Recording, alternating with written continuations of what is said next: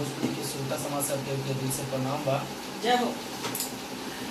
आज देखिए आज रात के 12 बजे हमनी के रियाज हो रहा था, गाना बजाना हमनी के करत तनी जा और बहुत ही अच्छा लागला कि आप लोगन का आशीर्वाद लइका के ऊपर रहेला। हमनी के मेहनत जारी बा लगातार और आप लोगन से रिक्वेस्ट बा, दुआ आप लोगन से रिक्वेस्ट और विनती बा कि आप लोगन लइका के ऐसे ही आशीर्वाद देत रही। धनंजय रंजन चैनल यह जे एंटरटेनमेंट हम आप लोगन के से ये चैनल के माध्यम से हम आप लोगन के एंटरटेनमेंट करावत रहे। तो बस छोटा सा रिक्वेस्ट बा कि भाई के चैनल के धनंजय रंजन एंटरटेनमेंट के सब्सक्राइब करा, ढेर सारा प्यार आशीर्वाद देगा। और हमनी के आज बैठल बानी जरी आज चला था कुछ गावे का मौका मिले तो बानी चली आज। जय हो। भाई लोग के सुनाई।